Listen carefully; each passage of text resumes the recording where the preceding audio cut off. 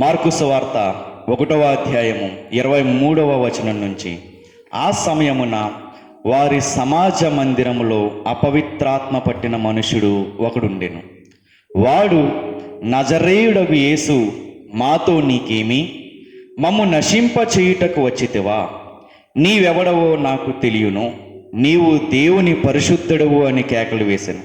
అందుకు యేసు, ఓరకుండుము, వానిని విడిచిపొమ్మని దానిని గద్దింపగా, ఆ అపవిత్రాత్మ వానిని విలవిల్లాడించి పెద్ద కేక వేసి వాని విడిచిపోయాను. అందరూ విస్మయముంది, ఇదేమిటో, ఇది క్రొత్త బోధగా ఉన్నదే. ఆయన అధికారముతో అపవిత్రాత్మలకును ఆజ్ఞాపింపగా అవి ఆయనకు లోబడుచున్నవని ఒకనితో ఒకడు చెప్పుకునిరి. వెంటనే ఆయనను గూర్చిన సమాచారము త్వరలో గలిలయ ప్రాంతం అంతటా వ్యాపించాను. 29వ వచనం. వెంటనే వారు సమాజ మందిరంలో నుండి వెళ్ళి యాకోబుతోను యోహానుతోను సీయోను అంద్రియ అను వారి ఇంట ప్రవేశించారు. సీమోను అత్త జ్వరముతో పడి ఉండగా వెంటనే వారు ఆమెను గూర్చి ఆయనతో చెప్పిరి. ఆయన ఆమె దగ్గరకు వచ్చి చెయ్యి పట్టి ఆమెను లేవనెత్తెను. అంతటా జ్వరము ఆమెను వదిలేను గనక ఆమె వారికి ఉపచారము చేయసాగాను. సాయంకాలము ప్రొద్దుకృంగినప్పుడు జనులు సకల రోగులను, దయ్యములు పట్టిన వారిని ఆయన యొద్దకు తీసుకుని వచ్చిరి. పట్టణమంతయు ఆ ఇంటి వాకిట కూడి ఉండెను.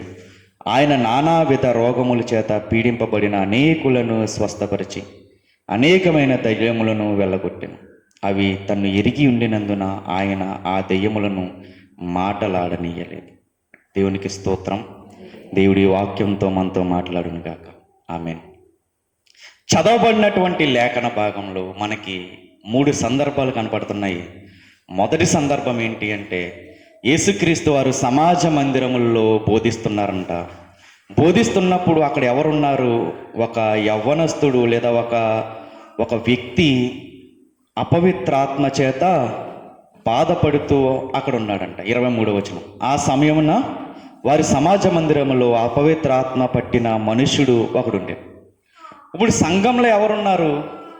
యేసుక్రీస్తు వారు బోధ చేస్తున్నటువంటి సంఘంలో ఎవరున్నారు? ఒక అపవిత్ర ఆత్మ పట్టినటువంటి ఒక మనుష్యుడు అక్కడ ఉన్నారు. అది మొదటి మాట. ఇక రెండవది ఏం చేశారంటే, అపవిత్ర ఆత్మను దేవుడు వెళ్ళగొట్టాడు. ఇక రెండవది ఏంటి అంటే, సమాజ మందిరంలో నుంచి బయటకు వస్తున్నప్పుడు పేతురు గారి అత్తగారైనటువంటి ఆవిడ ఇంటికి వెళ్ళి జ్వరంతో ఆమె పడి ఉండటి చూసి ఆవిడ్ని లేవనెత్తారు. తర్వాత అక్కడ ఉన్నటువంటి ఆ విషయం అక్కడ ఉన్న వాళ్ళందరికీ కూడా ఆ విషయం అంతా కూడా వ్యాపించింది. అక్కడ ఆ ప్రాంతంలో ఉన్న ప్రతి ఒక్కరూ, సకల రోగాలు, దెయ్యాలు పట్టిన వాళ్ళందరూ కూడా ఆయన దగ్గర తీసుకొచ్చారు. వాళ్ళందరూ కూడా స్వస్థతను పొందారు. చదవబడిన లేఖన భాగంలో ఉన్నటువంటి 3 సందర్భాలు ఇవి. జాగ్రత్తగా ఒక్కొక్క వచనాన్ని మనం పరిశీలించుకుంటూ వెళ్దాము. ఏంటి అంటే, ఒక్కసారి మనం 22వ వచనం చదువుతామా? ఆయన శాస్త్రుల వలె కాక అధికారము గలవాని వలె వారికి బోధించెను గనుక వారు ఆయన బోధకు ఆశ్చర్యపడిరు. యేసుక్రీస్తు వారు బోధకు ఎవరు ఆశ్చర్యపడుతున్నారు? ఆ చుట్టూ ఉన్నటువంటి జనాలందరూ ఆశ్చర్యపడుతున్నారు. అక్కడ మార్కు గారు చెప్పినటువంటి ఒక మాట ఏంటి అంటే, ఆయన శాస్త్రుల వలె కాక అధికారము కలిగిన వాడి వలె బోధిస్తున్నారు. యేసుక్రీస్తు వారు అధికారం కలిగినటువంటి వ్యక్తిగా బోధించడానికి కారణం ఏంటి? అక్కడ రాయబడిన ఒక మాట ఏంటంటే, శాస్త్రుల వలె కాక. అంటే శాస్త్రులు ఎలా బోధిస్తున్నారు? మరి శాస్త్రులు ఎలా బోధిస్తున్నారు? అధికారం కలిగినట్టుగా బోధించట్లేదా? అక్కడ ఉన్న సమాజ మందిరం మనంతటికి కూడా వీళ్ళు అధికారులు కదా. అధికారులేమో అధికారం లేనటువంటి వారుగా బోధిస్తుంటే, ఏ అధికారం లేనటువంటి వ్యక్తి అధికారం కలిగిన వ్యక్తిగా బోధిస్తున్నాడేంటి? ఇప్పుడు సమాజ మందిరం ఉంది. సమాజ మందిరం అంతటికి కూడా ప్రధాన యాజకుడు ఒకడు ఉంటారు. ఆయనే హెడ్ కింద ఉంటారు. శాస్త్రులు ఉంటారు, వాళ్ళందరూ అండర్లోను. అక్కడ ఉన్నట్టు వాళ్ళందరూ ధర్మశాస్త్ర పండితులు.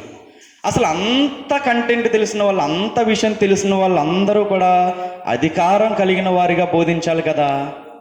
మరి వాళ్ళందరిలా కాకుండా ఏ అధికారం లేనటువంటి, ఒక రకంగా చెప్పాలంటే యేసుక్రీస్తు వారు అప్పటికి ఎలాంటి వారు అంటే, ఆయనకి పెద్ద డబ్బు లేదు, ఒక హోదా లేదు, ఒక పదవి లేదు, ఒక అధికారం లేదు. అలాంటి వ్యక్తి వాక్యాన్ని అధికారంతో బోధించుతున్నాడేంటి? శాస్త్రుల వలె కాకుండా అంటున్నారంటే శాస్త్రులు ఎలా బోధిస్తున్నారు? మత్తయి సువార్త 23వ అధ్యాయము మత్తయి సువార్త 2-3 వచనములు. 21వ వచనం నుంచి చదువుదాం. అప్పుడు యేసు జనసమూహములతోనూ తన శిష్యులతోనూ ఇట్లనెను, శాస్త్రులను పరిసయ్యులను మోషే పీఠమందు కూర్చుండేవారు. ఎవరంటవి ఈ శాస్త్రులు? మోషే నియమించినటువంటి అగ్రస్థానము పీఠం ఏదైతే ఉందో దాని మీద కూర్చుంటారు కనుక 3వ వచనం, వారు మీతో చెప్పు వాటిని అన్నిటిని అనుసరించి గైకొనడు. అంటే ఇక్కడ ఏం చెప్తున్నారంటే యేసుక్రీస్తు వారు చెప్పిన ఒక మాట ఉంటుంది, మీరు అధికారులకు లోబడి ఉండండి అనేటటువంటి ఒక మాట ఉంటుంది. దాన్ని కోట్ చేస్తూ చెప్తున్నారు, మీరు వాళ్ళ మాటల్ని గైకొనండి. నెక్స్ట్ మాట, అయినను వారి క్రియల చొప్పున చేయక. అంటే శాస్త్రులు ఎలా ఉన్నారంటే బోధించడానికి బోధించేస్తున్నారు, కానీ వారి క్రియలు ఎలా ఉంటున్నాయి? వాళ్ళ బోధనకి వ్యతిరేకంగా వాళ్ళ ప్రవర్తన ఉంటుంది. వారు చెప్పుదిరే కానీ చెయ్యరు. ఈ శాస్త్రులు ఎలాంటి వారంటే మీరు ఎలా ఉండాలి, ఇలా ఉండాలి, ఎలా ఉండాలి, మీరు ఎంత తీసుకురావాలి, ఎంత చెయ్యాలి అని చెప్తారు, కానీ వాళ్ళు మాత్రం చెయ్యరు. నెక్స్ట్ మాట 4వ వచనం, మోయ శక్యము కాని భారమైన బరువులు కట్టి మనుషుల భుజముల మీద వారు పెట్టుదురే గాని తమ వ్రేలితో వాటిని కదపనొల్లరు. మనుషులకు కనబడి నిమిత్తము తమ పనులన్నీ చేయుదురు. తమ రక్ష రేఖలు వెడల్పుగాను తమ చెంగులు పెద్దవిగాను చేయుదురు. విందులలో అగ్రస్థానమును సమాజ మందిరములలో అగ్రపీఠములను సంత వీధులలో వందనములను మనుషుల చేత బోధకులని పిలువబడుటకు కోరిదురు. ఎలా ఉన్నారు వీళ్ళు శాస్త్రులు? ప్రతి దాంట్లోనూ కూడా నన్నే గొప్ప చేయాలి. ఈరోజు ఒక మీటింగ్ జరిగిందంటే ఎవరి పేరు చెప్పాలి? మా పేరు చెప్పకుండా మీటింగు ముగించుకోండి. నేనేం చేశాను అనేది చెప్పకుండా మీటింగు ముగించుకోండి. ఎవరు వీళ్ళు? ఆనాడు పెద్ద మనుషులుగా పిలువబడుతున్నటువంటి శాస్త్రులు. పెద్ద మనిషిగా ఉన్నటువంటి వ్యక్తులు ఏం కోరుకుంటున్నారంటే సమాజంలో నేను నా పేరు ప్రఖ్యాతులు ప్రకటించబడాలి. కానీ వీళ్ళ చేసేది వీళ్ళ చెప్పేది ఏమన్నా పొంతనుందా? వీళ్ళ చేసేది ఒకటి, వీళ్ళ చెప్పేది ఒకటి.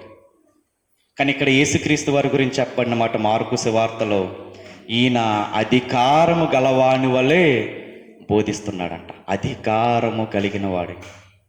ఒక వ్యక్తి ధైర్యంగా ఎప్పుడు మాట్లాడగలడు? ఒక వ్యక్తి ధైర్యంగా ఎప్పుడు మాట్లాడగలడు? తను నిజాయితీగా ఉన్నప్పుడు, తను ఏ తప్పు చేయలేనప్పుడు, తనలో ఏ లోపము లేనప్పుడు ఆ వ్యక్తి ఎలా మాట్లాడగలడు? ధైర్యంగా 100 మంది ఎదురుగా నిలబడినా కానీ ఏమాత్రము గుండె ధైర్యం కోల్పోకుండా ఎలా మాట్లాడగలడు? ధైర్యంగా మాట్లాడగలడు. యేసుక్రీస్తు వారిలో అధికారముతో బోధించడానికి కారణం ఏంటి అంటే ఆయన క్యారెక్టర్. అందుకే అంటారు, నాలో పాపం ఉన్నదని మీలో ఎవడైనా స్థాపించగలడా? సవాలు విసిరాడు ఆయన. నాలో లోపం ఏదన్నా ఉందని మీలో ఒక్కడైనా చూపించండి అని సవాలు విసిరాడు. మనమైనా కానీ అంతే. ఏ తప్పు మనం చేయలేనప్పుడు మన మాట ఒకలా ఉంటుంది. తప్పు చేసి దాన్ని కప్పుపుచ్చుకుంటున్నప్పుడు మన మాట ఒకలా ఉంటుంది. మనలో ఏ లోపం లేనప్పుడు, మనం ఏ తప్పు చేయలేనప్పుడు గుండె ధైర్యంతో ఎంత కష్టాన్నైనా లేదా మన క్యారెక్టర్ మీద బురద జల్లుతున్న ఎలా నిలబడగలం? గుండె చెదిరిపోకుండా ధైర్యంగా నిలబడగలం. యేసుక్రీస్తు వారు చెప్పుతున్నటువంటి బోధ ఆయన గుణాన్ని తెలుపుతుంది. నెక్స్ట్ ఆయన చెప్తున్నటువంటి లోతైన విషయాలు వాళ్ళందరినీ కూడా ఏం చేస్తున్నాయంటే ఆకర్షిస్తున్నాయి. అందుకని వీళ్ళు అంటున్నారు అధికారము కలిగిన వాడిలా బోధిస్తుంది. ఒక విశ్వాసిగా యేసుక్రీస్తు వారిలో నుంచి మనం నేర్చుకోవాల్సింది ఏంటి అంటే మన జీవన విధానం కూడా పక్కనున్నటువంటి వ్యక్తికి ఏం నేర్పాలి? బోధించాలి. ఒక బోధనను నేర్పాలి. అలా నేర్పాలంటే మనలో ఏముండాలి? సద్గుణాలు ఉండాలి. అందుకే యేసుక్రీస్తు వారిని ఏమంటారు? సుగుణాల సంపన్నుడు అంటారు.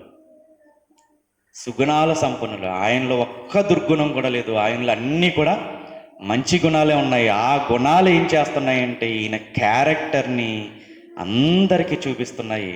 దాన్ని బట్టి వీళ్ళు ఏం చేస్తున్నారంటే వాక్యాన్ని బలంగా నమ్ముతున్నారు. అధికారం కలిగిన వాడిగా ఏం చేస్తున్నారంటే యేసుక్రీస్తు వారు మాట్లాడుతున్నారు. యేసుక్రీస్తు వారు మాట్లాడడానికి కారణం అది. ఆయన బోధల్లో ఎక్కడా కూడా వీడు ఏమన్నా అనుకుంటాడేమో అని ఎవ్వరికి కూడా భయపడిన సందర్భాలు కానీ మొహమాటాలు కానీ ఏమీ లేవు. ఆయన అన్నీ కూడా ఎలా మాట్లాడేవాడు అంటే కొండ బద్దలు కొట్టినట్టు మాట్లాడేవాడు. నేను చెప్తున్న మాట కాదు, లూకాసు వార్త 12వ అధ్యాయము, లూకాసు వార్త 12వ అధ్యాయము క్షమించాలి, మత్తయి సువార్త 22వ అధ్యాయము, 16వ వచనం. బోధకుడా, చూడండి ఎలా ఉన్నారంటే ఈయన సత్యవంతుడు అయి ఉండి దేవుని మార్గము సత్యముగా బోధించుచున్నావనియు, నీవు ఎవ్వణ్ణి లక్ష్య పెట్టవనియు, మొహమాటము లేనివాడవనియు ఎరుగుదుము. ఎలా తెలిసింది వీళ్ళకి? ఈయన క్యారెక్టరే అది, ఈయనలో తప్పు లేదు. అందుకని ఏంటి, ఎవ్వడికి కూడా మొహమాట పడవలసిన అవసరం లేదు. ఈయన ఎవ్వడిని లక్ష్య పెట్టవలసిన అవసరం లేదు. మొహమాటం లేనివాడిగా బోధిస్తున్నాడు. అన్నిటికంటే ముఖ్యంగా సత్య మార్గాన్ని బోధిస్తున్నాడు. ఎవ్వరికి కూడా మొహమాట పడవలసిన అవసరం లేదు. కానీ ఈరోజు సంఘాల గురించి మనం చూస్తూ ఉంటే, ఎవరన్నా ఒక సేవకుడు గద్దిస్తున్నాడంటే ఆ సంఘంలో విశ్వాసులు ఉంటారా? ఒక సేవకుడు సంఘాన్ని గద్దిస్తున్నాడు, నువ్వు అలా ఉండొద్దు, నువ్వు ఎలా ఉండొద్దు అని గద్దిస్తున్నాడు. అలాంటి వచనాలు కనుక చెప్తుంటే ఆ సంఘంలో మనుషులు ఉంటారా? ఉండరు. ఏంటి ఎలా చెప్తున్నాడు ఏంటి ఆయన, మేము బాధపడుతున్నాం, అలా చెప్పొద్దని చెప్పండి అని పాస్టర్ గారి కౌరు పంపించేటటువంటి సంఘాలు కూడా ఉన్నాయి. మన వారం మీరు చెప్పిన వాక్యం ఉంది కదా, ఆ వాక్యం అతన్ని బాధించిందంట, మన సంఘ పెద్ద గారిని బాధించిందంట, మీరు అలా చెప్పొద్దు, అలాంటి వాక్యాలు మీరు ఎంచుకోవద్దు, మాకెప్పుడు కూడా ఆశీర్వాదాల గురించి దీవెనల గురించి మీరు మాకు చెప్పండి, మీరు అటువంటి గద్దింపులు ఖండితంగా చెప్పడం వాక్యాలు కూడా మేము సహించలేకపోతున్నామని చెప్పే సంఘాలు ఉన్నాయి. చాలా సంఘాల్లో ఏంటి అంటే నొప్పించేటట్టు వాక్యం వస్తుంటే ఆ పాస్టర్ను కూడా ఏం చేస్తారంటే మార్చేస్తారు. చాలా డినామినేషన్స్ ఈయన మాకు అనుకూలంగా బోధ చేయట్లేదు, దేవుడికి అనుకూలంగా బోధ చేస్తున్నారని వాళ్ళని ట్రాన్స్ఫర్ చేసినటువంటి సేవకులు నాకు బోల్డ్ మంది తెలుసు. వాక్యం ఖండితంగా చెప్తున్నాడని ఆ సంఘంలో నుంచి మార్చేసినటువంటి సందర్భాలు కూడా నాకు తెలుసు. ఎలాంటి వాళ్ళు వీళ్ళు? 2వ తిమోతి, పౌలు గారు తిమోతి గారికి రాసినటువంటి 2వ పత్రిక 4వ అధ్యాయము 3వ వచనం. ఎందుకనగా జనులు హితబోధను సహింపక దురద చెవులు గలవారై తమ స్వకీయ దురాశలకు అనుకూలమైన బోధకులను తమ కొరకు పోగు చేసుకుంటారు. ఎలాంటి వాళ్ళను? తమ స్వకీయ దురాశలకు అనుకూలమైన బోధకులను వీళ్ళు ఏం చేస్తున్నారంట? పోగు చేసుకుంటున్నారంట. ఏ సేవకుడైనా గద్దిస్తున్నాడంటే ఆ సేవకుడు ఏం చేస్తున్నారు? వేరే చోటకు పంపేస్తున్నారు. ఎవరైతే వాళ్ళకు అనుకూలమైనటువంటి బోధలు చేస్తున్నారో వాళ్ళందరినీ వీళ్ళు ఏం చేసుకుంటున్నారు? కలుపుకుంటూ వస్తున్నారు. తర్వాత మాట, సత్యమునకు చెవినీయక కల్పనా కథల వైపునకు తిరుగు కాలము వచ్చును. దేనికి చెవినవరంట వీళ్ళు? సత్యమునకు చెవినవరంట. దేనికి చెవినిస్తారంట? కల్పనా కథలకు చెవినిస్తారంట. కల్పనా కథలు అంటే కాసేపు రావడం, 4 వాక్యాలు చెప్పడం, అక్కడ ఉన్న జనాలందరినీ కూడా నవ్వించడం, కవ్వించడం, జోక్స్ వేయడం, అలాంటి సేవకులను వీళ్ళు ఏం చేస్తున్నారంట? పోగు చేసుకుంటున్నారంట. వాళ్ళందరినీ పోగు చేసుకుని ఏం చేస్తున్నారంటే వాళ్ళకు అనుకూలమైనటువంటి బోధన మాత్రమే వాళ్ళు చేయించుకుంటారు. అది ఇక్కడ చెప్పబడినటువంటి మాట మార్కు సువార్తలో. ఈయన అధికారంతో బోధిస్తున్నప్పుడు వాళ్ళందరూ ఏమవుతున్నారు? ఆశ్చర్యపోతున్నారంట వీళ్ళందరూ. ఈయన అధికారంతో బోధించడానికి కారణం ఏంటి అంటే ఈయన క్యారెక్టర్. ఈయన చెప్తున్నటువంటి విషయాల్లో ఉన్నటువంటి లోతైనటువంటి భావాలు ఏం చేస్తున్నాయంటే ఈయన బోధకి ఆశ్చర్యపడేటట్టుగా చేస్తున్నాయి. ఇక 23వ వచనం చూద్దాం. ఆ సమయమున వారి సమాజ మందిరములలో అపవిత్రాత్మ పట్టిన మనుష్యుడు ఒకడు ఉండెను. సరిపోతాం. ఏమంటున్నారు ఇక్కడ? ఏం రాయబడి ఉంది? ఆ సమయంలో యేసుక్రీస్తు వారు బోధిస్తున్నప్పుడు ఎవరున్నారంట? అపవిత్ర ఆత్మ పట్టినటువంటి ఒక మనుష్యుడు ఆ సంఘంలో ఉన్నాడంట. అపవిత్రాత్మ పట్టిన ఒక మనుష్యుడు అంటే ఇంగ్లీష్ బైబుల్ ఏమని ఉంటుందంటే అన్క్లీన్డ్ స్పిరిట్ అని ఉంటుంది. అన్క్లీన్డ్ స్పిరిట్ అంటే హృదయ శుద్ధి లేనటువంటి వాళ్ళు. అన్క్లీన్డ్ స్పిరిట్ అంటే అన్క్లీన్డ్ స్పిరిట్ అంటే హృదయ శుద్ధి లేదు వాళ్ళకి. అంటే ఈ వచనాన్ని మనం అబ్జర్వ్ చేస్తే, ఆలోచిస్తుంటే, ఇప్పుడు ప్రతి సంఘంలోని ఎవరుంటారు? పైకి మాత్రము క్రైస్తవుడు వేషం వేసుకుంటారు, లోపల మాత్రము అన్నీ కూడా ఎలా ఉంటాయి? లోకానుసారమైనటువంటి మాటలే ఉంటాయి. అటువంటి వ్యక్తులు ఉన్నారంట ఆ సంఘంలో. 24వ వచనం, వాళ్ళు అంటున్నారంట, నజరేయుడగు యేసు, మాతో నీకేమి? మమ్ము నశింప చేయుటకు వచ్చావా? నీవెవడవో నాకు తెలియను. నీవు దేవుని పరిశుద్ధుడు అని కేకలు వేశాను. అందుకు యేసు ఊరకుండము. సరిపోతుంది. అందుకు యేసు ఊరకుండము. అసలు ఏమంటున్నాయి? ఈ అపవిత్రాత్మ ఏమంటుంది?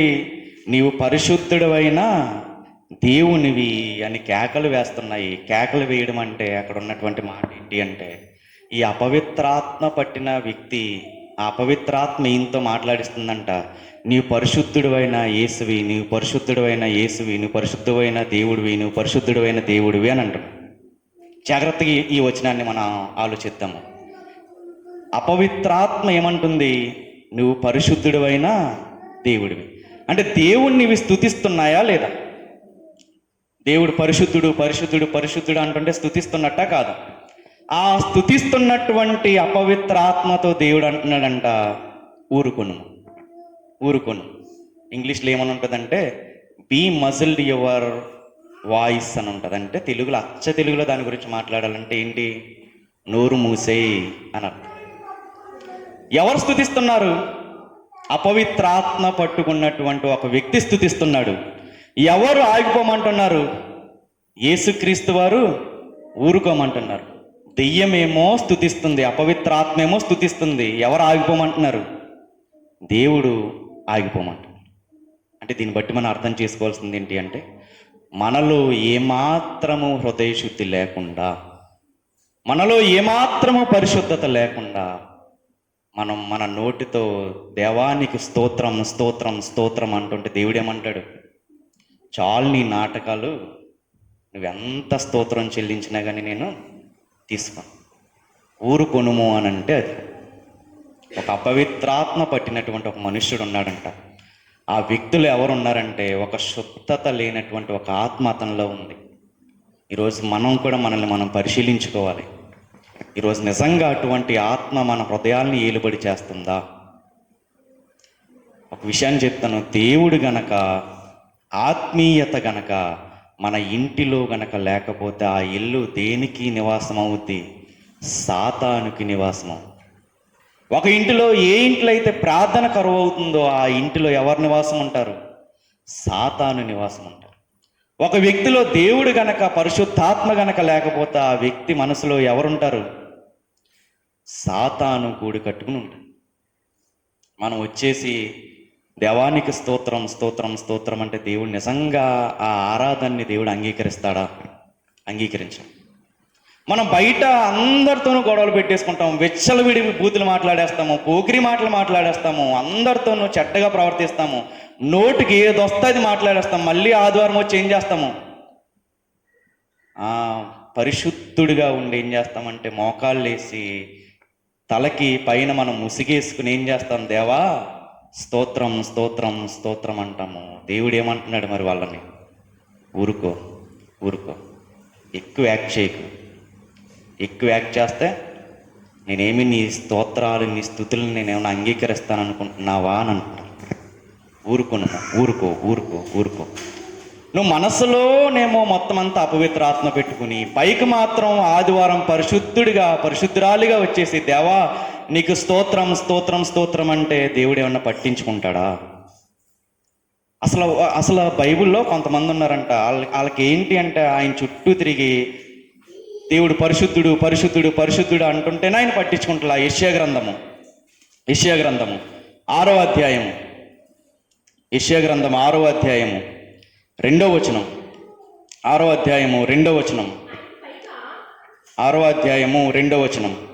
ఆయనకు పైగా సెరూపులు నిలిచియుండిరి, ఒక్కొక్కరికి 6 రెక్కలుండెను, ప్రతివాడు 2 రెక్కలతో తన ముఖమును, 2తో తన కాళ్ళను కప్పుకొనుచు 2టితో ఎగురుచుండెను. వాళ్ళు అంటున్నారంట, ఆ దేవదూతలు అంటున్నారంట, ఏమంటున్నారు?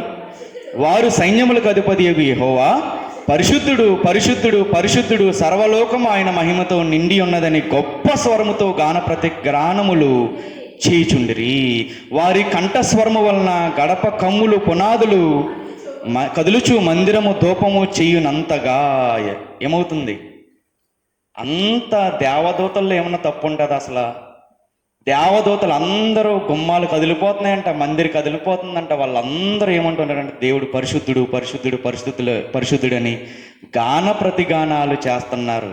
వాళ్ళనే దేవుడు సరిగ్గా లెక్క చేయటం లేదు. ఇంకా ఆ హృదయంలో అంతా కల్మషం పెట్టుకుంటాము, ఆ వారం అంతా ఇష్టం వచ్చిన బూతులు మాట్లాడేస్తాము, అందరితోనూ గొడవలు పెట్టుకుంటాము. మరలా ఆదివారం వచ్చి దేవా నీకు స్తోత్రం స్తోత్రం, నువ్వు పరిశుద్ధుడివి పరిశుద్ధుడివి పరిశుద్ధుడివి, హల్లెలూయా హల్లెలూయా హల్లెలూయా అంటే దేవుడు ఏమన్నా నీ ఆరాధనను అంగీకరిస్తాడా? ఒక్కసారి మనల్ని మనం పరిశీలించుకోవాలి. ఆదివారం మందిరంలో మన ప్రవర్తన ఎలా ఉంటుంది, బయటికి వెళ్ళిన తర్వాత సమాజముతో మన ప్రవర్తన ఎలా ఉంటుంది? ఆదివారం ఉన్నంత, మందిరంలో ఉన్నంత పరిశుద్ధంగా నేను మిగిలిన రోజుల్లో ఉండగలుగుతున్నాను. నా సహోదరులతో నా మాట విషయంలో నేను సరిగ్గా మాట్లాడుతున్నానా? దేవుడికి అసహ్యమైనటువంటివి 6 కలవంట, 7 కూడా ఆయనకి అసహ్యం లేనంట. అందులో ఏముంటుందంటే కళ్ళల్లాడు నాలుక. కళ్ళల్లాడు ఆడిష్టం వచ్చినట్టు మాట్లాడతాడు. ఇక్కడ మాట అక్కడ చెప్తాడు, అక్కడ మాట ఇక్కడ చెప్తాడు. ఇంకా ఘోరమైనటువంటి విషయాలు ఏంటి అంటే, సేవకుల మధ్య కూడా చిచ్చు పెట్టేటటువంటి కొన్ని నాలుకలు ఉన్నాయి తెలుసా? సంఘాలు విచ్చలవిడిగా విడిపోవడానికి కొన్ని నాలుకలు ఉన్నాయి తెలుసా మీకు? సేవకుల మధ్య ఎంతో నిష్టగా సేవ చేస్తున్న సేవకుల మధ్య లేనిపోనివి పెట్టి వాళ్ళ మధ్య చిచ్చులు రేపే నాలుకలు ఎక్కడున్నాయి? అదే సంఘంలో ఉన్నాయి. అదే అపవిత్రాత్మ పట్టినటువంటి వాడు ఎక్కడున్నాడు? సమాజ మందిరంలోనే ఉన్నాడు. ఆయనకు అసహ్యం ఇలాంటివన్నీ, ఆయనకు అసహ్యమైనటువంటి. అది నీ నోట్లో నుంచి, అదే నోట్లో నుంచి బూతులు వచ్చేసి అందరినీ తిట్టేసి చల్లా చెదరు తిట్టేసి అదే నోటుతో గనక నువ్వు స్తోత్రం దేవా అంటే దేవుడు అంగీకరిస్తాడా? ఎఫెసీయులకు రాసిన పత్రిక 5వ అధ్యాయము, ఎఫెసీయులకు రాసిన పత్రిక 5వ అధ్యాయము 4వ వచనం. ఎఫెసీయులకు రాసిన పత్రిక 5వ అధ్యాయము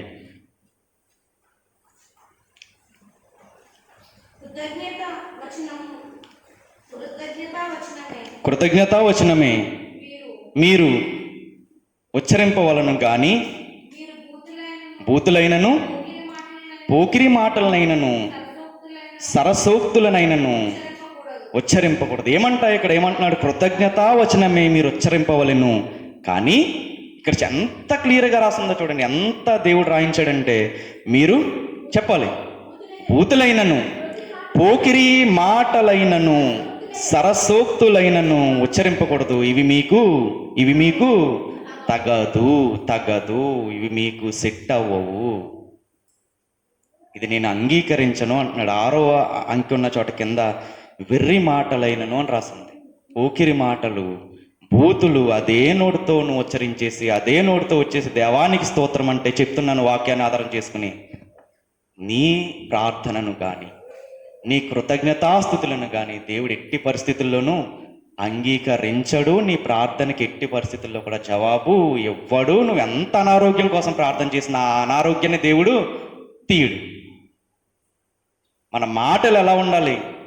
కృతజ్ఞతావచనాలే ఉండాలి తప్ప ఎక్కడ మన నోట నుంచి బూతులు కానీ పోకిరీ మాటలు కానీ సరసోక్తులు కానీ ఏవి కూడా రాకూడదు.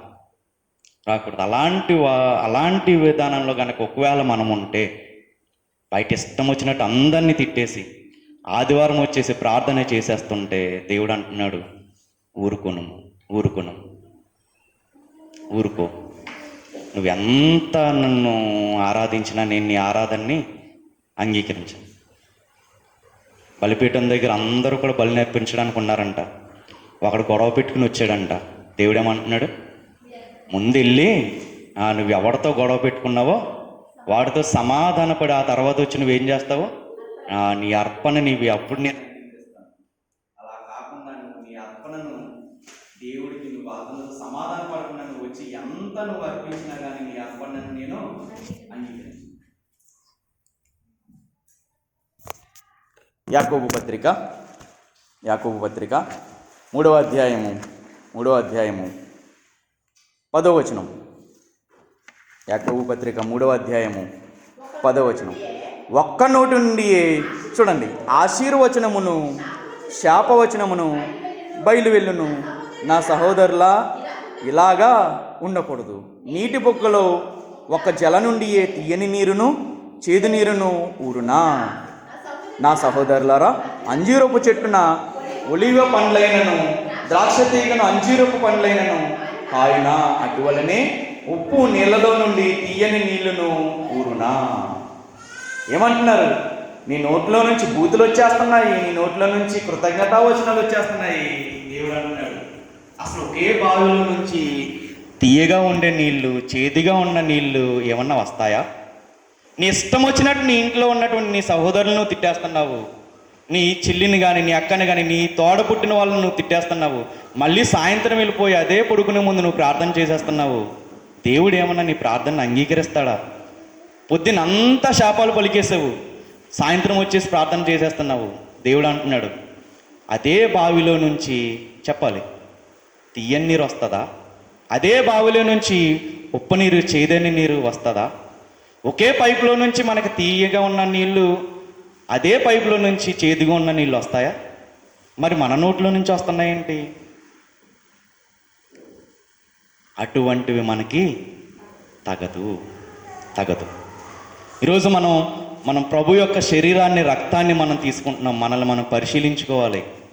ఈ వారంలో నేను ఎవరితోన్నా గొడవ పడ్డానా? నా ఇంటిలో ఉన్నటువంటి నా సొంత రక్తమైనటువంటి నా బంధువర్గంతో నేను గొడవ పడ్డానా? ఒక్కసారి కనుక గొడవ పడి ఉంటే ఈరోజు మనం రొట్టె ద్రాక్షరసం తీసుకుంటాము. ఇంటికి వెళ్ళిన తర్వాత ఆలోచించిన తర్వాత ఎవరు మన వైపు తప్పున్నా లేకపోయినా ఒక్కసారి వాళ్ళతో మనం మాట్లాడితే ఏమవుద్ది? పోయేది ఏమన్నా ఉంటుందా? మనమేం తగ్గిపోయినట్టు అవుతామా? దేవుడు అదే కోరుకుంటున్నాడు. యేసుక్రీస్తు వారిని ఎంతమంది ఎదురుగుండి నిందించినా ఆయన ఏమాత్రము కూడా బదులు దూషించలేదు. అదే దేవుడు కోరుకుంటున్నాడు మనలో నుంచి కూడా. ఈరోజు మనం కూడా పరిశీలించుకోవాలి. ఒకవేళ ఆనాడు సమాజ మందిరంలో ఉన్నటువంటి అపవిత్రాత్మ కలిగినటువంటి మనుష్యుడు అటువంటి స్వభావం ఒకవేళ మనలో ఉందేమో, ఇష్టం వచ్చినట్టు బూతులు తిట్టేసి, ఇష్టం వచ్చినట్టు పోకిరి మాటలు మాట్లాడేసి, అందరితోనూ కలహాలు పెట్టుకుని మళ్ళీ మందిరానికి వచ్చి దేవానికి స్తోత్రం అనే టైప్లో గనక మనం ఉన్నామేమో, మనల్ని మనం ఏం చేసుకోవాలి? సరి చేసుకోవాలి. అలాంటివి మనకు తగదు అని అంటారు. తగదు. ఊరకుండుము అని అంటున్నారు. ఇక రెండవది, యేసుక్రీస్తు వారు ఏం చేశారంటే ఆ వ్యక్తిని బాగు చేశారు. బాగు చేసిన వెంటనే ఎక్కడికి వచ్చారు? పేతురు గారి అత్త అయినటువంటి ఆమె దగ్గరకు వచ్చి ఏం చేస్తున్నారంటే స్వస్థపరుస్తున్నాడు. దేంతో బాధపడుతుంది ఆమె? జ్వరంతో బాధపడుతుంది. ఒక విషయాన్ని మనం గమనించాలి. ఒక వ్యక్తి మనస్సులో నుండి, ఒక వ్యక్తిలో నుంచి ఒక దెయ్యాన్ని వెళ్ళగొట్టడం కష్టమైన పనా? జ్వరాన్ని వెళ్ళగొట్టడం కష్టమైన పనా? దెయ్యాన్ని వెళ్ళగొట్టడం కష్టమైన పని. కానీ దేవుడు చూడండి, పెద్ద వాటి యందు శ్రద్ధ కలిగి ఉన్నాడు, తర్వాత చిన్న వాటి యందు కూడా శ్రద్ధ కలిగి ఉన్నాడు. మన దేవుడు ఎలాంటి వాడు అంటే, మన జీవితంలో వచ్చే పెద్ద పెద్ద సమస్యలు కూడా మన మీద శ్రద్ధ వహిస్తాడు. మన జీవితంలో వచ్చే చిన్న చిన్న సమస్యలు యందు కూడా దేవుడు ఏం చేస్తాడు? శ్రద్ధ వహిస్తాడు. మనం అనుకుంటాము, ఇంత చిన్న విషయానికి కూడా నేను ప్రార్థన చేయాలేంటి అని అనుకుంటాం. కానీ ప్రార్థన చెయ్యాలి. చిన్న విషయానికి ప్రార్థన చేయాలి, పెద్ద విషయానికి కూడా ప్రార్థన చేయాలి. మన దేవుడు ఎలాంటి వాడు అంటే, పెద్ద కష్టం నుంచి కూడా మనల్ని వినిపించడానికి సామర్థ్యం కలిగిన వాడు. చిన్న చిన్న కష్టాల్లో నుంచి కూడా మనల్ని దేవుడు విడిపించగలడు. అంతకు ముందే ఒక పెద్ద సమస్యను పరిష్కరించాడు యేసుక్రీస్తు వారు. వెంటనే మళ్ళీ ఏం చేస్తున్నారు? ఒక చిన్న సమస్యను కూడా ఈయన ఏం చేస్తున్నారు? చిన్నదే కదా అని వదిలేస్తున్నారా? వదలట్లా. దాన్ని కూడా దేవుడు ఏం చేస్తున్నాడంటే పట్టించుకుంటున్నాడు. మన దేవుడు ఎలాంటి వాడు అంటే, మనకి చిన్న అనారోగ్యం వచ్చినా ఎవరు పట్టించుకోకపోయినా ఎవరు పట్టించుకుంటారు? దేవుడే పట్టించుకుంటాడు. మనకి చిన్న సమస్య వచ్చినా మన చుట్టూ ఉన్న వాళ్ళు ఆ చిన్నదానికి భయపడిపోతావు ఏంట్రా అని అన్నా కానీ మన దేవుడు ఎలాంటి వాడు? ఆ చిన్న సమస్యకు కూడా నువ్వు భయపడకు, ఆ సమస్యల నుంచి నేను నిన్ను విడిపిస్తాను. దేవుడు ఎలాంటి వాడు అంటే పెద్ద సమస్యని పరిష్కరించగలడు. లోకం దృష్టిలో చిన్నగా కనపడవచ్చు, ఆ చిన్న సమస్యను కూడా దేవుడు పరిష్కరిస్తాడు. చరిత్రలో ఏలియా గారు ఉన్నారు. ఏలియా గారు చాలా రోషం కలిగినటువంటి ప్రవక్త. ఏమవుతుందంటే, యెజబేలు బయలుదేవతలు అందరినీ ఆరాధించమని పురుగొలుపుతూ ఉంటుంది. అప్పుడు ఈయన చూసి ఈయనకి చిరాకు వచ్చేయమంటారంటే, సరే అయితే యెహోవా తరపు నేను ఒక్కడిని మిగిలి ఉన్నాను, దేవుని తరపు ప్రవక్తనే. యెజబేలు ప్రవక్తలు 450 మంది ఉన్నారు. ఇంకొక దేవత యొక్క ప్రవక్తలు కూడా 450 మంది ఉన్నారు. వాళ్ళందరినీ తీసుకురండి, నేను ఒక్కడనే ఒకవైపు ఉంటాను. ఆ 450 మంది ఒక చోట పెడతాం. ఏం చేద్దామంటే 2 ఎద్దులను తీసుకుందాము, 2 ఎద్దుల్ని కూడా ముక్కలుగా నరికేసి ఒక బలిపీఠం మీద పెడదాము, కింద కట్టెలను పేరుద్దాము, ప్రార్థన చేద్దాము. ప్రార్థన చేసినప్పుడు పైనుంచి ఎవరైతే అగ్ని రప్పించి ఆ దహన బలిని కాలుస్తారో వాళ్ళు నిజమైన దేవుడు అని నేను నమ్ముతాను, మీరు నమ్ముదురిగానంటారు. ఈ 450 మంది కూడా విపరీతంగా ప్రార్థన చేస్తారు, రక్తం కారిపోయేటట్టు ప్రార్థన చేస్తారు వీళ్ళు, ఈ బయలుదేవతకు ఉన్నటువంటి ప్రవక్తలు. ఆయన కానీ ఏమాత్రము ఫలితము ఉండదు. అప్పుడు అంటారు ఏలియా గారు, ఒకవేళ ఎక్కడో దారిలో లేట్ అవుతుందేమో, ఇంకొంచెం గట్టిగా ప్రార్థన చేయి, త్వరగా వచ్చేస్తాడు. లేదంటే పడుకున్నాడేమో, కొంచెం లేవాలి, ఇంకొంచెం గట్టిగా అరిసి ప్రార్థన చేయండి, నిద్ర నుంచి లేస్తాడేమో అని వీళ్ళని ఏం చేస్తారంటే అపహసిస్తారు ఈయన ఏలియా గారు. వాళ్ళ వంత అవుద్ది, ఏమాత్రం అగ్ని వచ్చి దాన్ని దహించదు. అప్పుడు ఏలియా గారు ప్రార్థన చేస్తారు. ఏమనంటే, ఆ దహన బలిని కట్టెలను పేర్చు, కింద గొయ్యతవు, కింద కట్టెలను పెట్టు, దాని మీద నువ్వు ముక్కలుగా నెరిగినటువంటి ఎత్తును పెట్టు, దాని మీద ఏం చేస్తావంటే 4 బకెట్స్ అంటారు, 4 తొట్టెల నిండా నీళ్లు పోయి అంటారు. దాని మీద మళ్ళీ 4 తొట్టెల నిండా పోయి, మళ్ళీ 4 తొట్టెల నిండా అంటే 12 తొట్టెల నీళ్లు దాని మీద వేయిస్తారు. ప్రార్థన చేస్తారు. ప్రార్థన చేసినప్పుడు ఏమవుతుందంటే, నీళ్లు దాని మీద వేసిన తర్వాత ఏర్లై పారుతుంది, అంతే కదా, ఎక్కువ నీళ్ళు వేసినప్పుడు పారేస్తాయి కదా, అలా నీళ్లు ఏర్లై పారుతూ ఉంటే అప్పుడు ఏలియా గారు ఏం చేస్తారంటే ప్రార్థన చేస్తారు. ప్రార్థన చేసినప్పుడు ఏమవుతుందంటే ఆకాశం నుండి అగ్ని దిగి వస్తుంది. దిగి వచ్చిన తర్వాత అక్కడ ఉన్న నీళ్ళు అన్నిటినీ ఆవిరి చేసేస్తుంది. ఆవిరి చేసేసిన తర్వాత దాని మీద పెట్టబడినటువంటి దహన బలి ఏదైతే ఉందో దాన్ని అంతటిని కూడా కాల్చేస్తుంది. అది సమస్య ఈయనకి, ఏలియా గారికి. ఎంతమంది ఉన్నారు ఎదురుగుండా? 450 మంది ఉన్నారు. తర్వాత ఇంకొక ఆవిడ ఈయన ఇబ్బంది పెడతా, ఆవిడ పేరేంటంటే యెజబేలు. ఏలియాని ఇబ్బంది పెట్టింది ఎవరు అంటే యెజబేలు స్త్రీ. చూడండి, ఈ 2 సందర్భాల్లో మనం అబ్జర్వ్ చేస్తే, యెజబేలు చంపేస్తానన్నప్పుడు ఏలియా గారు ఏమవుతారంటే భయపడి నన్ను చంపే, నా ప్రాణం తీసుకుని దేవుడికి ప్రార్థన చేస్తూ ఉంటారు. ఈయన ఎదురుకుండా 2 సమస్యలు ఉన్నాయి. 450 మంది ప్రవక్తలు ఉన్నారు ఒకవైపు, ఈయన ఒక్కడే ఒకవైపు. దేవుడు రక్షించాడా? రక్షించలేదు. ఆ 450 మందిని కూడా అగ్ని చేత వాళ్ళందరినీ ఏం చేస్తాడు? కాల్చేస్తాడు. పెద్ద సమస్య, చిన్న సమస్య? సమస్య పెద్దదే. తోడై ఉన్నాడా? దేవుడు లేడా? తోడై ఉన్నాడు, ఆయనకి విజయాన్ని ఇచ్చాడు. ఇక రెండో సమస్య ఏంటి అంటే, ఒక స్త్రీకి భయపడతారు ఈయన. స్త్రీకి భయపడడం అంత పెద్ద ప్రవక్త పెద్ద విషయమా, చిన్న విషయమా? చాలా చిన్న విషయం. 450 మందిని ఆయన ఎదిరించగలిగాడు. ఒక్క స్త్రీకి ఈయన ఏమవుతున్నారు? ఒక స్త్రీ సమస్యగా ఉంది ఈయనకి. ఆయన 450 మంది ఉన్న పెద్ద సమస్యలోనూ తోడై ఉన్నాడు. ఈ ఒక్క స్త్రీని ఇబ్బంది పెడుతున్నప్పుడు ఈ చిన్న సమస్యలో కూడా ఈయనకి తోడై ఉన్నాడు. మన దేవుడు ఎలాంటి వాడు అంటే, మనం నమ్మాలే కానీ మనం ఏమాత్రం అనుమానం లేకుండా ప్రతి చిన్న విషయంలోనూ కూడా మనం ప్రార్థన చేసి దేవుణ్ణి అడగగలిగితే, మనం అనుకుంటాము ఈ చిన్నదానికి కూడా దేవుణ్ణి ఇబ్బంది పెడతాం ఎందుకు అని అనుకుంటాం. ప్రతి విషయంలోనూ కూడా ఏమంటున్నారంటే, ప్రార్థన విన్నపాలు నా దగ్గర పెట్టండి అని అంటున్నారు. ఫిలిప్పీలకు రాసిన పత్రిక 4వ అధ్యాయము, ఫిలిప్పీలకు రాసిన పత్రిక 4వ అధ్యాయము 6వ వచనం. చూడండి, దేనిని గూర్చి చింతపడుకుడి, ప్రతి విషయములోను ప్రార్థనా విజ్ఞాపనముల చేత కృతజ్ఞతాపూర్వకముగా మీ విన్నపములు దేవునికి తెలియచేయడి. ఎన్ని విషయాల్లోనంట? పెద్ద విషయాల్లోనేనా? ప్రతి విషయాల్లో, అది చిన్నదైనా పెద్దదైనా, చిన్నదైనా పెద్దదైనా మనం ఏం చేయాలంటే దేవుడికి ప్రార్థనాపూర్వకంగా మన విజ్ఞాపాలను, కృతజ్ఞతాపూర్వకంగా మన ప్రార్థనా విజ్ఞాపనములను ఎవరికి తెలియచేయాలి? దేవుడికి తెలియజేయాలి. అప్పుడు ఏమవుద్దంట? సమస్త జ్ఞానమునకు మించిన దేవుని సమాధానము యేసుక్రీస్తు వలన మీ హృదయములకు, మీ తలంపులకు కావలి ఉండును. ఈ మార్కు సువార్తలో ఉన్నటువంటి అధ్యాయం మనకు నేర్పుతున్న పాఠం ఏంటి అంటే, మొట్టమొదటి పాఠం, మనం బయట ఒకలా ఉండి చెప్పాలి, సంఘంలో ఒకలా ఉంటే మన ఆరాధనని దేవుడు అంగీకరిస్తాడా? అంగీకరిస్తాడా? ఎట్టి పరిస్థితుల్లోనవి అంగీకరించడు. మన నోటి మాటను మనం అదుపు చేసుకోకుండా మన ఇష్టం వచ్చినట్టు మాటలు మనం గనక మాట్లాడితే దేవుడు అంటున్నాడు, నేను నీకు ఏ మేలు కూడా చేయను, నీ ప్రార్థనను నేను అంగీకరించను.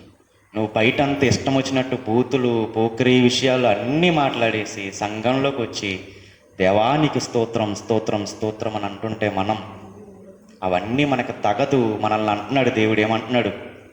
ఊరుకో ఊరుకో ఊరుకో, ఎక్కువ నువ్వు నన్ను ఆరాధించేకు, నీ ఆరాధన నేను అంగీకరించను. కాబట్టి మనం బయట ఎలా ఉన్నామో, సంఘంలో ఎలా ఉన్నామో బయట కూడా అలాగే ఉండాలి. ఎంత వాక్యం వింటున్నా మనలో మార్పు కనుక రాకపోతుంటే దేవుడు అంటున్నాడు, మనల్ని చూసి ఆయన బాధపడతాడు తప్ప మనల్ని చూసి ఆయన సంతోషించడు. ఇక రెండవది, పెద్ద సమస్యతో వచ్చినటువంటి యువకుణ్ణి, ఆ మనుష్యుణ్ణి దేవుడు రక్షించాడు. చిన్న జ్వరంతో బాధపడుతున్న పేతురు అత్తగారిని కూడా ఆయన రక్షించాడు, స్వస్థపరిచాడు. మన దేవుడు ఎలాంటి వాడు అంటే, మన పెద్ద సమస్యలోనూ తోడై ఉంటాడు. చెప్పాలి, చిన్న సమస్యల్లో కూడా దేవుడు మనకి తోడై ఉంటాడు. ఏ చిన్న సమస్య అయినా, మనకు రంపు వచ్చినా కానీ ఏం చేయాలి? ప్రార్థన చేయాలి. మనకి చిన్న నొప్పి వచ్చినా కానీ మనం ఏం చేయాలి? ప్రార్థన చేయాలి. అనారోగ్యంతో మరణపు శయ్య మీద మనం పడున్నప్పుడు కూడా మనం ఏం చేయాలి? ప్రార్థన చేయాలి. చిన్న సమస్యతో ఉన్నటువంటి ఆమెను దేవుడు దర్శించాడు, స్వస్థతనిచ్చాడు. చనిపోయే పరిస్థితుల్లో ఉన్నటువంటి హిజ్కియా గారిని కూడా ఏం చేశాడు? దేవుడు దర్శించి మరలా ఆయుష్ని పొడిగించాడు. మన దేవుడు ఎలాంటి వాడని, మన చిన్న అనారోగ్యంలోనూ తోడై ఉంటాడు, పెద్ద అనారోగ్యంలోనూ కూడా ఆయన మనకి తోడై ఉంటాడు. ఎప్పుడు కూడా మనల్ని దేవుడు విడిచిపెట్టడు. మనం అడిగిన దానికన్నా, చెప్పాలి, ఊహించిన దానికన్నా దేవుడు మనకి అధికముగా చేస్తాడు. ఎప్పుడు చేస్తాడు? అది అంటారు ఆయన కొండ మీద ప్రసంగంలో, హృదయ శుద్ధి గలవారు ధన్యులు. చూద్దాం ఒకసారి అన్నమాట. మత్తయి సువార్త 5వ అధ్యాయము 8వ వచనము, హృదయ శుద్ధి గలవారు ధన్యులు, వారు దేవుణ్ణి చూచెదరు. దేవుణ్ణి చూడటం అంటే ఎదురుగుండా ముఖాముఖిగా చూస్తామని కాదు, దేవుని యొక్క గుణగణాలను వాళ్ళు చూస్తారు. దేవుడు చేసేటటువంటి ఆశ్చర్య కార్యాలను వాళ్ళు చూడగలుగుతారు. హృదయ శుద్ధి గలవారు ధన్యులు, వారు దేవుణ్ణి చూచెదరు. ఎప్పుడు చూస్తారు అంటే, దేవుడిచ్చిన ప్రతి ఆశీర్వాదాన్ని వాళ్ళు అనుభవించే స్థితిలోకి వెళ్ళగలరు. ఎప్పుడు వెళ్ళగలరు అంటే, హృదయ శుద్ధి ఉన్నప్పుడు మాత్రమే. మన వాక్యాన్ని ధ్యానిస్తూ ఉంటే కొన్ని ఆశ్చర్యాలు మనకు కలుగుతూ ఉంటాయి. మీకు తెలుసా, మన తల వెంట్రుక కూడా దేవుడి అనుమతి లేనిదే రాలేదు. లోకాసు వార్త చూసి ముగించుకుందాం. లోకాసు వార్త 12వ అధ్యాయము. మనం ఏం చేస్తామంటే, తల వెంట్రుకని ఇలా లాగి ఆఫ్టర్ ఆల్ అంటాం వేరే వాడి గురించి చెప్పినప్పుడు. కానీ దేవుడు అంటున్నాడు, నువ్వు అలా తల వెంట్రుక లాగాలన్నా నా పర్మిషన్ ఉంటే కానీ అది కూడదు. 12వ అధ్యాయము లోకాసు వార్త 12వ అధ్యాయము 7వ వచనం చూడండి. మీ తల వెంట్రుకలన్నీ లిక్కింపబడి ఉన్నవి, భయపడుకుడి, మీరు అనేకమైన పిచ్చుకల కంటే శ్రేష్ఠులు కారా. మీ తల వెంట్రుకలనే నేను పట్టించుకుంటున్నాను. మీరు ఆఫ్టర్ ఆల్ అని పీకి పాడేసే తల వెంట్రుకనే నేను పట్టించుకుంటున్నాను. మిమ్మల్ని నేను పట్టించుకోకుండా ఉంటానా? మీరు ఏది అడిగినా నా నామంలో నేను మీకు చేస్తాను, ఏది అడిగినా. కానీ మనం అడిగేది ఎలా అడగాలి? మంచి విషయానికై అడగాలి. దురాశల కోసం మనము అడగకూడదు. దాన్ని దేవుడు ఎప్పుడు కూడా నెరవేర్చడు. ఎఫెసీయులకు రాసిన పత్రిక 3వ అధ్యాయము 20వ వచనం.